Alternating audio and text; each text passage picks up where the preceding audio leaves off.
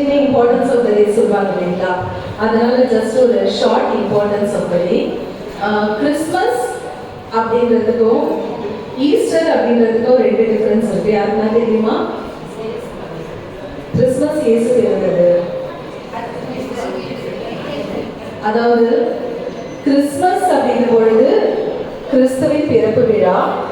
இறைவன் நம்மை தேடி வருகின்றார். யாரை தேடி வருகின்றார்? நம்மை தேடி வருகின்றார். அதுதான் கிறிஸ்மஸ்.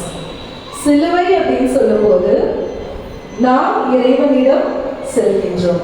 அது நம்மள இறை ஆற்றல் இயேசு நம்மள இறைவன் கிட்ட கூட்டிட்டு போறார். இது ரெண்டு தான் டிஃபரன்ஸ். கிறிஸ்மஸ் அப்படிங்கும் போது இறைவன் நம்மை தேடி வருகின்றார். சிலுவை அப்படின்னும் போது நாம் இறைவனிடம் செல்லும் போது அது அப்புறம் பார்க்கலாம். அது லென்ட் சீசனிலே தான் வரும். கிறிஸ்மஸ் அப்படின்னு பார்க்கும் பொழுது அனைவரையும் ஒளிர்விக்கும் ஒளி விண்ணிலிருந்து வந்து கொண்டிருக்கின்றது. அது ஒரு சிலருக்கு கிடையாது, அனைவருக்கும். அனைவருக்கும் அப்படிங்கும் போது எல்லாருக்குமே ஒளிர்விக்கும் ஒரு ஒளி விண்ணிலிருந்து வந்து கொண்டிருந்தது. அவர் தான் இயேசு. அவர் நம்ம பிள்ளைகளை கேட்டா ஈஸ்டர்னா என்னன்னு சொல்லுவாங்க, கிறிஸ்மஸ்னா என்னன்னு சொல்லுவாங்க.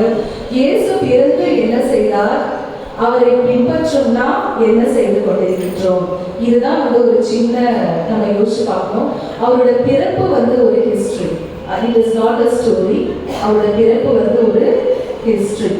அது ஒரு நிகழ்வு. அந்த நிகழ்வுல நம்ம எஸ்ஐயால பார்க்கும் பொழுது அவர் எதுக்கு வர போகிறார் அப்படின்றத அவர் முன்கூட்டியே சொல்லியிருப்பார். சிறைப்பட்டோர் விடுதலை அடையவும், குருடர் பார்வை பெறவும், ஏழைகள் நல்வாழ்வு பெறவும் அப்படியெல்லாம் அதுல இருக்கும். அவர் உண்மையிலேயே அப்படி செஞ்சுட்டு போனாரா அப்படின்றது பைபிள்ல நல்ல தெளிவா நமக்கு இருக்கு. அவர் வந்தா அவர் சொல்றாரு, உண்மையில் எவர் பாவம் செய்யவில்லையோ அவர் முதல் கல் எறியட்டும். அவர் பேசுற எல்லார்கிட்டயுமே யார்கிட்ட பேசுறாருன்னு பாருங்க.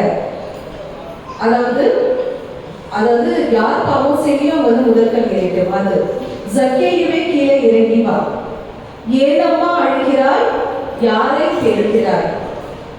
இதெல்லாமே அவர் யார்கிட்ட பேசிட்டு இருக்கிறாரு அப்படின்னா, இந்த என்னிடத்திலிருந்து வல்லமை புறப்பட்டு சென்றதை நான் கண்டேன், நான் உனக்கு என்ன செய்ய வேண்டும் என்று நீர் விரும்புகிறார். இந்த வார்த்தைகள் எல்லாமே அவர் யார்கிட்ட பேசுறாரு அதிகமானா, சமுதாயத்திலிருந்து ஒதுக்கப்பட்ட மக்கள் கிட்ட, தீட்டுன்னு தள்ளப்பட்டவங்க கிட்ட, இவங்க வேண்டாம் சொல்லி வயிறு எரிஞ்சு சாபம் கொடுக்கிறவங்க கிட்ட, அப்படிப்பட்ட மக்கள் கிட்ட தான் அவரோட மூமெண்ட்ஸே அதிகமா இருந்துச்சு. இந்த காலத்துல பெண் விடுதலையை பத்தி பேசுறோம், அதாவது ஜாதிய பத்தி பேசுறோம், எல்லாத்துக்காகவே நம்ம போராடுறோம். ஆனா இந்த 2000 வருஷத்துக்கு முன்னாடியே அவர் பண்ணிருக்காரு. அது எதுவுமே புதுசு கிடையாது. அப்ப இயேசு உண்மையிலேயே ஒரு புரட்சியாளரா இல்லையா? புரட்சியாளரா இல்லையா? He is a revolutionary. He is a revolutionary. அவரை நம்ம பின்பற்றதுக்கு இது ஒன்னே போதும். யாரை தேடி சென்றார், யாருக்கிட்ட பேசினார். ஆனா அவர் பிறந்தது உயர்ந்த குடியில தான் பிறந்தாரு.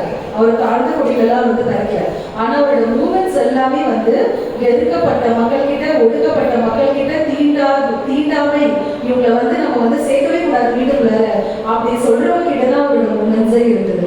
ஆனா இப்போ கிறிஸ்தவர்களாகி நம்ம யார்கிட்ட அதிகமா நம்ம மூவ் பண்ணிட்டு இருக்கோம்ன்றது it is a question mark. அவரை போல நம்ம வாழ்கின்றோமா அப்படின்றது we have to think.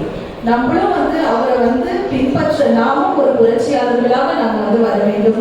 மற்ற மக்களுக்காக நிறைய சொல்லுவாங்க, கிறிஸ்மஸ்னா ஷேரிங், லவ், பீஸ், இது எல்லாமே சொல்லுவாங்க. எல்லாமே இருந்தா கூட அவர் வாழ்ந்ததை ஒரு பாடல் அழகா சொல்லுவாங்க, நான் வாழ்ந்து காட்டி விட்டேன், இனியும் நான் என்ன செய்ய வேண்டும். எல்லாத்தையுமே வாழ்ந்து காமிச்சிட்டார். அதே மாதிரி என்னை பின் செல்பவன் சிலுவையை சுமந்து கொண்டுதான் என் பின்னே வரட்டும். நிறைய பேர் சொல்லுவாங்க, இயேசுவை பின்பற்றுங்க, உங்களுக்கு எல்லாமே சந்தோஷமா தான் நடக்கும். கிடையாது. அவரை பின்பற்றணும் அப்படின்னா பலவிதமான இக்கட்டுகள், ஏன்னா அவரே சொல்லிட்டு போயிட்டாரு, சிலுவையை சுமந்து கொண்டுதான் என் பின்னே வர வேண்டும் அவர் சொல்லிட்டாரு. ஈஸியான வாழ்க்கை கிடையாது கிறிஸ்துவ வாழ்க்கை. பிடிக்காதவங்க அன்பு செய்யறது ரொம்ப ஈஸியா, சமாதானமா இருக்கிறது ரொம்ப ஈஸியா, கஷ்டம் தான். ஆனா வாழ்க்கை காமிச்சிட்டாரு, அதை நாமும் பின்பற்றி வாழ வேண்டும். இதுவே கிறிஸ்மஸ் நமக்கு தெளிவாக சொல்லுகின்றது. நன்றி.